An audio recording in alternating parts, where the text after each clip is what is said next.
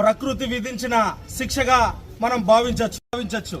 ఎందుకంటే ఒక్కొక్కసారి చట్టాలు మన భారతదేశంలో ఉండే చట్టాలు శిక్షించడంలో ఆలస్యం అవ్వచ్చేమో కానీ ఈరోజు ఈ నీచుడికి పడిన శిక్ష అయితే మాత్రం దేవుడు విధించిన శిక్షగా మనం భావించాలి.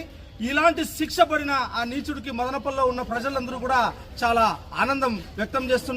అలాంటి నీచుడు చచ్చిపోవడంతోనే ఈ కేసు ముగింపు అయిపోయిందనో లేకపోతే ఇలాంటి ఘటనలు జరగవనో ఇలాంటి ఇంకా భవిష్యత్తులో కానీ ఇలాంటివి రాకుండా అయిపోతాయని చెప్పి మనం ఎవరు కూడా ఆలస్యం చేయకూడదు, నిర్లక్ష్యం చేయకూడదు అని చెప్పి ఈ సందర్భంగా కోరుకుంటూ ఈ సందర్భంగా బహుజన యువసేన బీవైఎస్ ఆధ్వర్యంలో మేము అధికారులకు కానీ పోలీస్ యంత్రాంగానికి కానీ కలెక్టర్ గారికి కానీ అందరికీ మేము కోరడం ఏమనంటే మదనపల్లిలో గంజాయి మత్తులో చాలా అరాచకాలు జరుగుతున్నాయి, గంజాయి మత్తులో మర్డర్లు జరుగుతున్నాయి. గతంలో మనం గమనిస్తే మీ రికార్డ్స్ లోనే ఉంటాయి, ఎన్నో మర్డర్లు మదనపల్లిలో జరిగినటువంటి కూడా గంజాయి మత్తులోనే జరుగుతున్నాయి. యువత గంజాయికి అలవాటు పడిపోయి దాదాపుగా మదనపల్లి చుట్టుపక్కల ఎక్కడ మారుమూల ప్రాంతాల్లో చూసుకుంటే కోలబైలు పంచాయతీలో అయితే ఏం, రామాచర్లపల్లి పంచాయతీలో అయితే ఏం, అలాగే ఈశ్రమ కాలనీ పంచాయతీలో అయితే ఏం, ఎక్కడ పడితే అక్కడ గంజాయి విచ్చలవిడిగా జరుగుతూనే ఉంది. పోలీసు వ్యవస్థ అప్పుడప్పుడు తరచూ గంజాయి పడుతూనే ఉన్నారు, వాటిపైన నిఘా పెడుతూనే ఉన్నారు.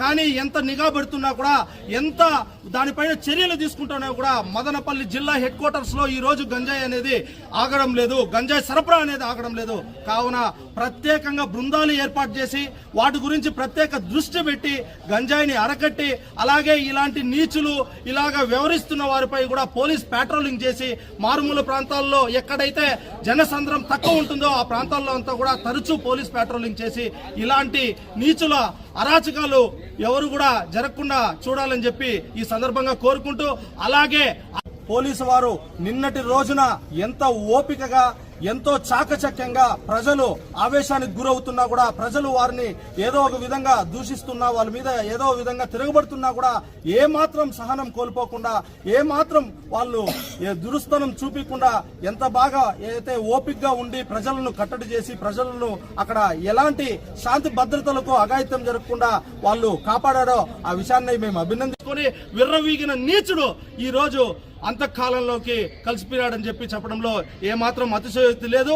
ఎలాగో అలాగా ప్రకృతి విధించిన శిక్షలో అలాంటి నీచుడికి తగిన శాస్తి జరిగిందని చెప్పి మేము ఈ సందర్భంగా కోరుకుంటూ, ఇలాంటి మళ్ళీ గతంలో కానీ భవిష్యత్తులో ఎప్పుడు కూడా ఇలాంటివన్నీ కూడా మళ్ళా జరగకుండా పోలీసు వ్యవస్థ కానీ అలాగే ఎవరైతే అధికారులు ఉన్నారో వాళ్ళందరూ కూడా చర్యలు తీసుకోవాలని చెప్పి ఈ సందర్భంగా కోరుకుంటూ, అలాగే నిన్నటి రోజున మదనపల్లిలో జరిగిన ఐకమత్యం చూస్తే మన మదనపల్లిలోనే కాకుండా ఆంధ్ర రాష్ట్రం అంతా కూడా చాలా ఆనందపడింది. అందరూ కూడా అభినందించినారు.